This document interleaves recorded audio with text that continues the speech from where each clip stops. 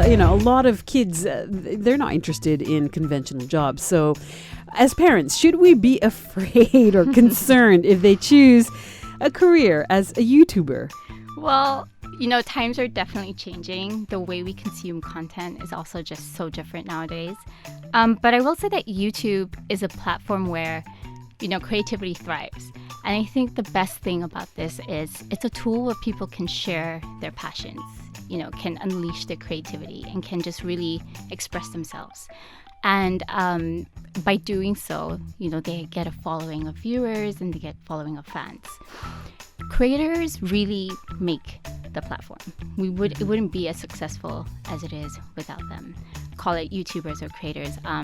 But at the risk of sounding a little cheesy, they really are the heartbeat of the platform. And it's growing. We have about 2 billion logged in users every day, with over 500 hours of content that's uploaded every minute. So just to give you a bit of local context, back in 2016, we had our first 1 mil sub-count channel, and it's called Cartoon Hooligans. 3 years later, that number has expanded to over 30 1 mil sub-count channels. Yeah. And in this year alone, I think we've had about 6. It includes Ginny Boy, Cody Hong, Astro Malatop, Kini TV, just to name a few. So I think that's proof, that Malaysians are getting really creative and really innovative with the kind of content they're creating. And it's appealing to local and global audiences. So it really is a place where anyone can succeed. Can you monetize videos that you put up on YouTube? Yep, you can. So back in 2007, YouTube launched the YouTube Partner Program. So it's really aimed at helping creators earn money from their passions. Now, you probably have a top 10 list of the kind of content that is best for a YouTuber to focus their efforts on. Can you tell us a little bit about that?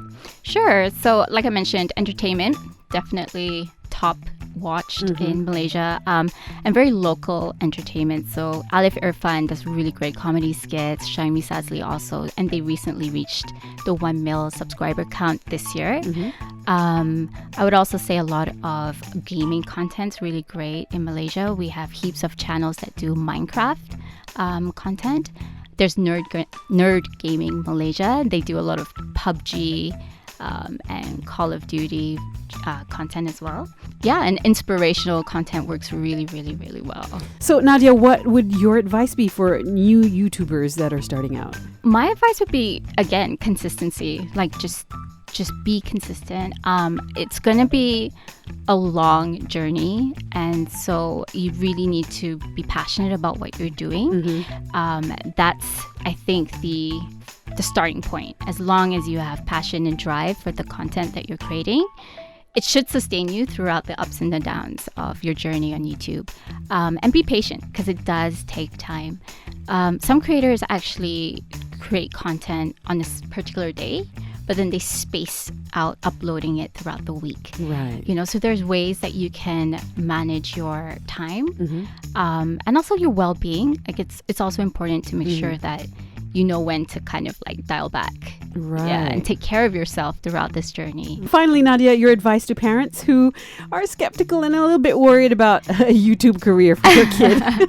Hey, I'd say give them a chance. Give them a chance to explore their creativity, to follow their passion. The channel is growing, the platform is successful, and we have seen very local examples of Malaysians who have made their passion into a full-time profession.